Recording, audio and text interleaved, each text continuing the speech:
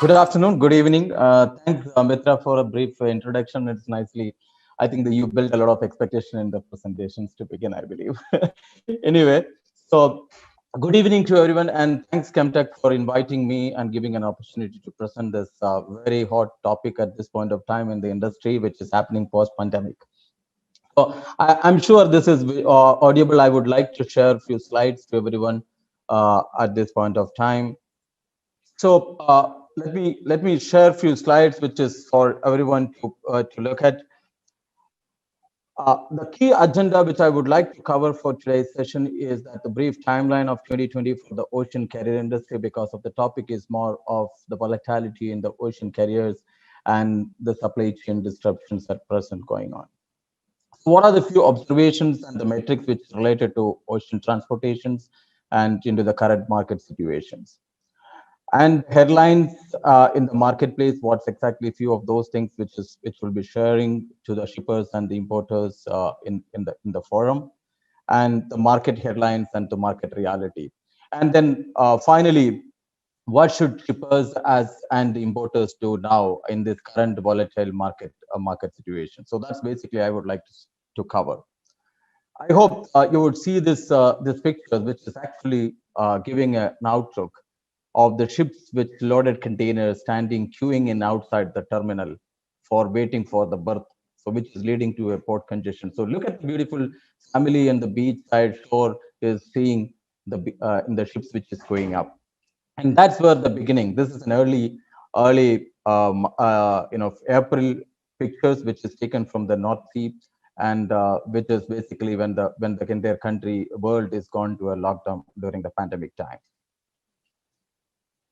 So, in the process, what I probably would like to look at a brief timeline of the ocean carrier industry, what exactly evolved, and giving a huge 22 years of outlook on a world container index by Drewry.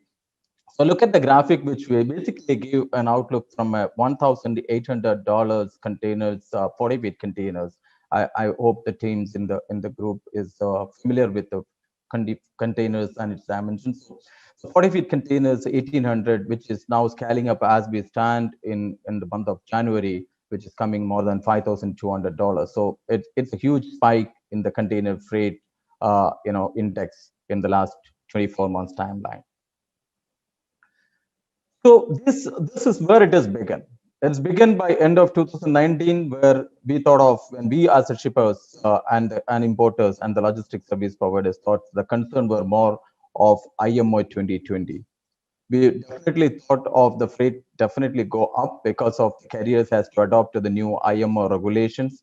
But then Q1 open up with the Chinese New Year supply contractions, then coming into the widespread of COVID-19 virus across the world that's actually flatters complete trade across.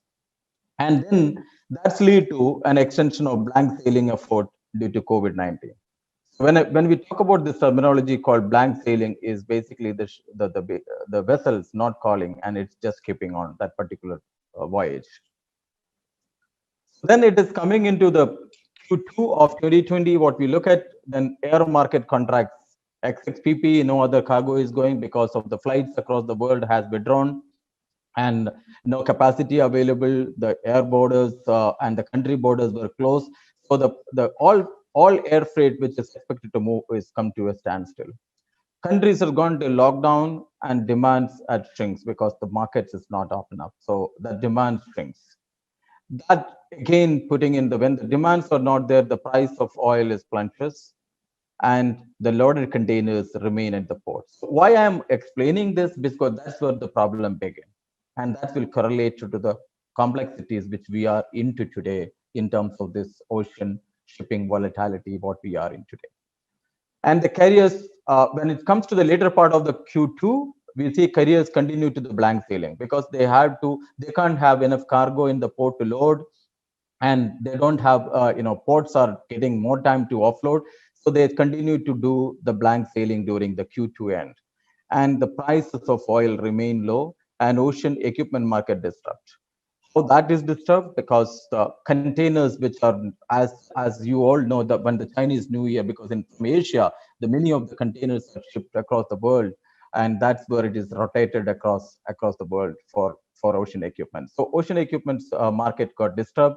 Equipment's completely imbalanced. The containers were not gone from the March to later part of the June. The major containers which go out of Asia to North Europe or North America has got stuck, and the containers which is already arrived at those locations is not getting offloaded, not getting back. So that equipment imbalance is actually spiked. And then at the end of the Q2, China slowly begins recovering it. So China started looking into the global market, few containers are start shipping out. Then we went into the Q3, which fleet grows lowest rate. So we did not see, because additional volume, additional fleet, additional capacity is not built because of the Chinese New Year slowdown and then during the lockdown. So the new deliveries, new order, which is not coming in. Blank sailing as normalized come to a stop. So normally it should come in. The blank sailing is normalized. That comes to a little bit of a stoppage. But that is the time when the spot rates started going to it started climbing up. So as we close the Q4, so when we look at that export from China surge, and that actually the rate, ocean freight rate from the Trans-Pacific to North America, and global equipment imbalance, which is basically spiked, it's gone into, and the U.S. import spike, lack of truck capacity. So what is exactly that is impacting?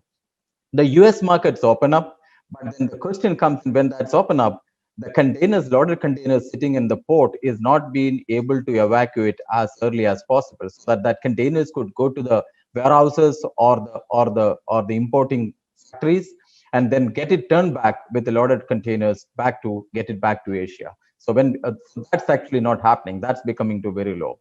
And then simultaneously at the same time, the Europe is getting into Brexit challenge because of the border clearances, containers moving across the Europe, got slight kind of a confusions how the Brexit evolved, what can be the border clearances. So that's actually been further added into that. And then definitely all the special equipments like reefers and the ISOs, that also become a scarcity in the marketplace. And then carrier come and as a discipline by carriers drive higher rates. They continue to do a blank sailing. There is not, they still have not utilizing their fully capacity, and then they are not being able to bring back and to bring the container back. So, but they discipline their sailing process, and when they become more disciplined, they have been able to drive higher rates in the marketplace. And now, as we see from the Q4 end and early 2021, as we embark into 21, the oil bunker prices start begin to rise.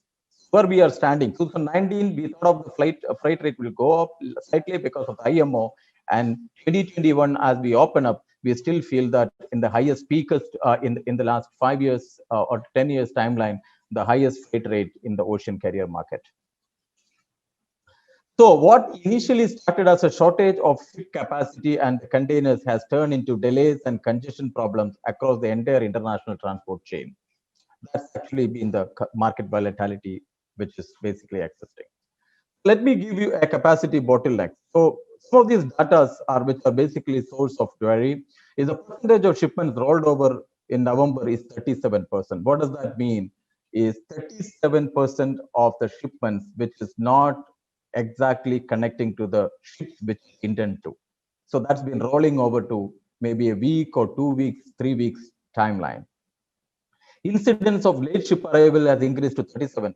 So that has become a big challenge. There is no predictability for the ship's arrivals.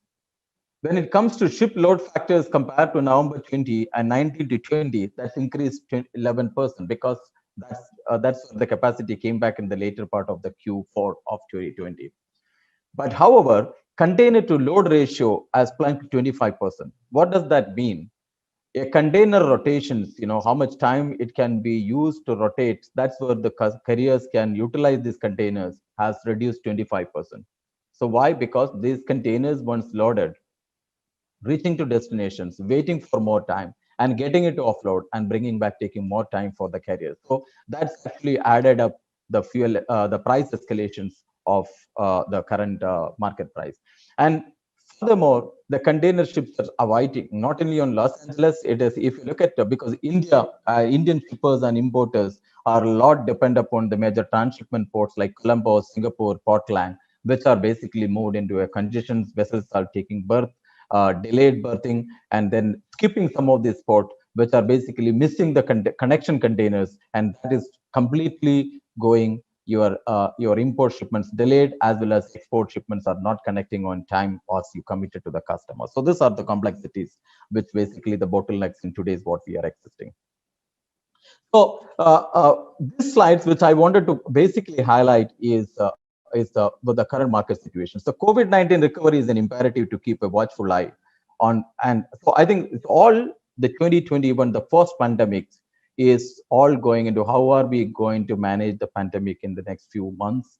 That's where whether this price escalation today will continue to be exist, or there is a stability which is going to come in the market.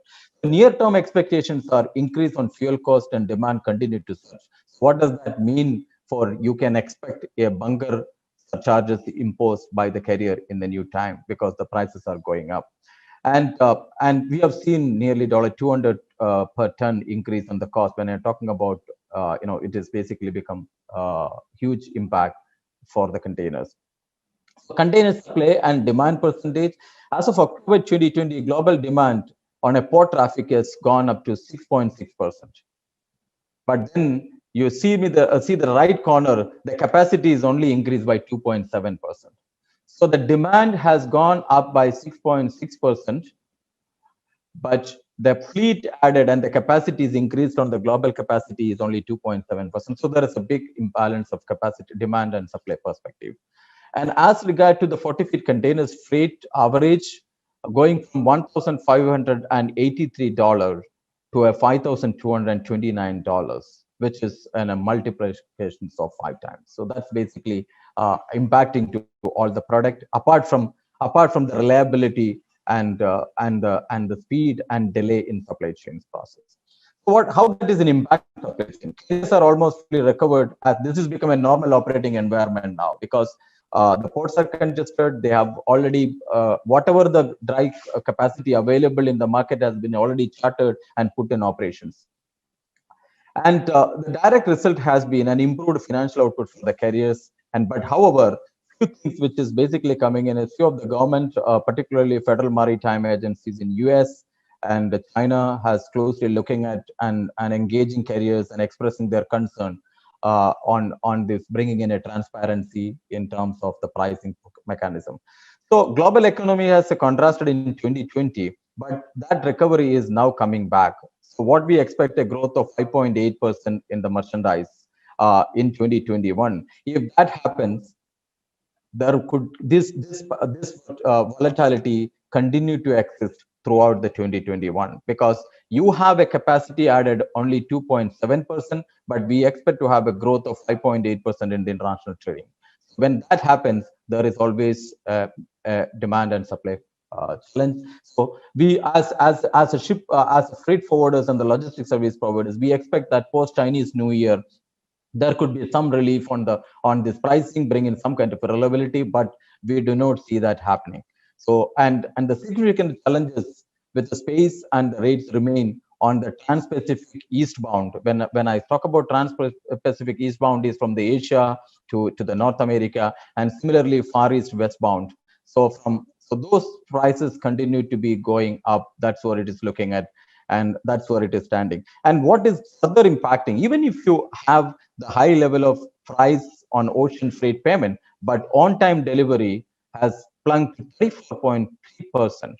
So this is even the lowest in the many years time. The global 6-month average is 47%. So even after you paying the high price, you are not at guarantee that your container will be on board of the ships and will arrive exactly on the time what you have what is being expected to be. That's the current market situation. I thought of it will be helpful to apprise from on the basis of some of the data from the trade. And some of the few other things which is adding to this shortage of inventory is that you can see the two of the large incidents in the recent past, which is happening, the containers which are floating in the waters and the ships encountering into a rough weather. So that's actually taking on the one Apos incident, which is taking 1,800 containers into the waters, and the recent the Maersk Essen incident, which is taking 750. So what does it mean? That you already have another few thousand containers which is not in use, and that's actually adding up already deficit market. So that's actually further fueling into the complexities of the problem which we are facing today. So if I need to sum it up or expect this few things for 2021, what is the post-pandemic scenario which will drive? Careers on-time performance continue to be challenging. So I think that's what shippers and importers can expect. So I think that's continued to be challenging. You will not find the ships exactly coming on the day it is being expected, because the port congestions and the uncertainty and the performance of of the ships, which is still being lower. So that's basically continued to go on. Rate continue to be a volatile in the market. So you will not be in a position to see that an immediate recession in the pricing of ocean transportations, because that's basically look at the supply and demand mismatch which continue to be accessed. As you see, Indian export has been growing. Similarly, we are seeing China now back from the Chinese New Year, so the capacity will go up, and the shipping demand which goes in China is gone higher. So this container and supply and demand mismatch is continue to exist until Q4, Q3, Q4 of this year as well. And the port congestions is remain there, in particularly, though we are not seeing much congestion in Indian ports, but the nearby ports which are basically dependent for us for our transshipment, which are still being into a challenge. That's Colombo, Singapore, Port Klang. And also you have seen in US, because that's the largest where the containers, loaded container go, and this container has to come back to load from Asia back. But as we look at in the first picture where I began, you see the containers queuing up in Los Angeles, Long Beach in US, and those ships are large ships, which is from anything from 12,000 containers to 16,000 to 18,000 containers per ship. Those ships are basically standing and not being able to get berth. And even if it is berth, the truck issue which is happening in US will take more time to ferry those containers to the importer's facility and then get it again reused, bring back to Asia. So I believe the horizon is not nearby for us to get a relief in terms of those things. And blank sailing carriers continue to be, because of if they don't have enough containers, they are not able to utilize the full capacity of the ship. They're probably forced to take blank sailings. And transshipments, as many of you, if you are on the call, shippers as well as the importers, you would see continuously saying that shipments are skipping in the transshipment port. Singapore containers are sitting more days to connect on a vessel to India. I think that's continued to exist for this 2021. So we don't see an immediate relation there as well. Vessel delays is going to equipment imbalance, and definitely carrier is going to definitely make a little bit more money, and they're becoming strong financial background. But yes, I think I put Teddy Roosevelt's nice quote. Complaining about a problem without proposing a solution is called whining, right? So I thought of being from an industry, worked in more than 20 years.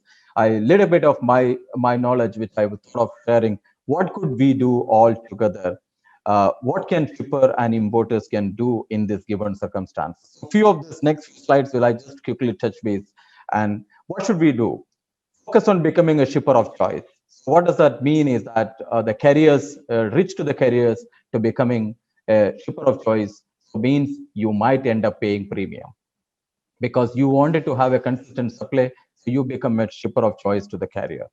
Hyper focus on carrier commitments and allocation for the top FCL lines. What probably you need to look at that, which are the top line, top customer base which you have, and wherein you talk to the carriers to give us an example. Like if you have in North America for a 10 containers to move in a week, you probably start saying, yes, I would like probably a 4 containers allocation, which you give me a commitment so that we can continue to feed, plan our supply chain, plan our commitment to our customers. I think that's kind of a dialogue to become in, not rather said, okay, good, I have 10 containers, I can give you 20 containers, so why don't you give me a price and space? Their carrier is not interested. Probably at this point of time, the discussion is shifting. Okay, I have 10 containers, but give me assurance that for containers you will give me a commitment. So I think the dialogue, the table has turned.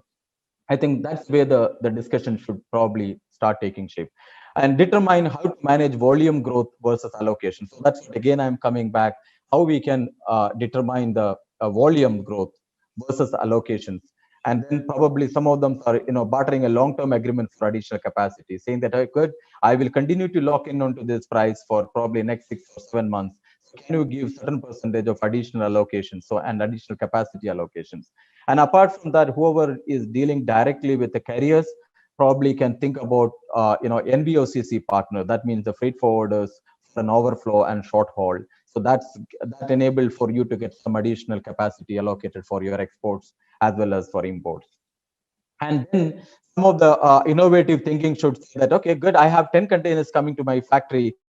Can I take 5 containers for my export from the same lot? So turn program to transfer an import container to an export container. That way you can probably leverage some of the cost benefit as well. So some of those things, which is what I would probably encourage the community as well as the shippers and importers to start thinking about, particularly from the chemicals perspective, because you people carry a lot of volume. So improve forecasting and commitments. I think that is very important to see that long-term forecasting just in time has not actually gone. I think it's now, the thing is that 4 to 6 weeks of forecasting for you to give it to your logistics service provider so that they can get some allocation from the carriers. Develop directly or via third party improved cargo in transit visibility capabilities. So what does that mean today in supply chain is the biggest challenge is happening. You don't have any visibility when the containers are arriving. I think we, as BDP, have seen now some of the customers are reaching out to us to have. So we have a global relationship with the strategic partners who are giving a container visibility from an end-to-end perspective, so that at least you can have near-term predictable and visibility for your feedstock as well as your finished product shipping to your customers, and so get a bit more predictable answer to your production line and your end customer.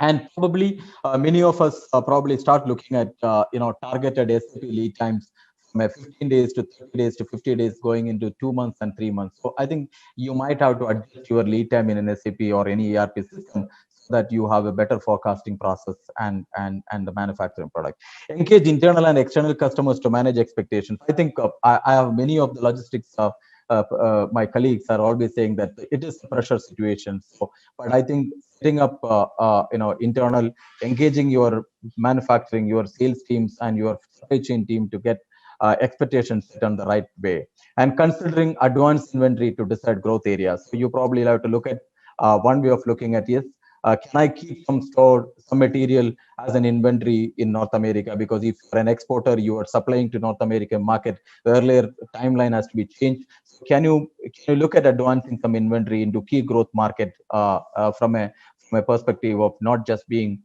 just in time? And some of the more shifts to keep your commitment with your customer, because this time is important to keep your end customer commitment and keeping the feedstock and supply. For India, we are looking at getting engaged into the international market.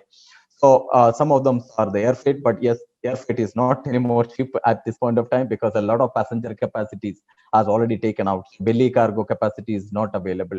Then moving into sea air, we are also seeing some of the customer opting out, shipping it on a short term from here to Middle East or nearby Singapore, and then connecting on an air freight to those. So I think that's something which we can and also looking at alternative sourcing market and shipping from a gateway port. So this is one of the important point, like, because shortage of containers in the interland depots are much larger from the gateway ports. So maybe you probably have to start trucking it down to the gateway ports and shipping the containers, or maybe taking the container and railing it out back to gateway port like Nhava Sheva, Hazira, or Chennai.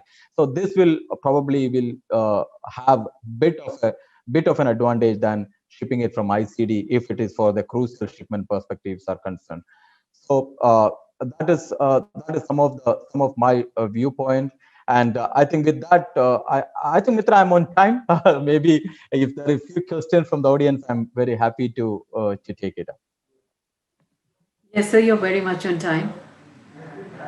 So as of now, we don't have any questions, but in case we receive, we'll email those to you, and then we can share those responses with the audience. Yeah, thank you, Mitra and Chemtech, for giving us an opportunity. And I will close down with a bit of briefing on BDP.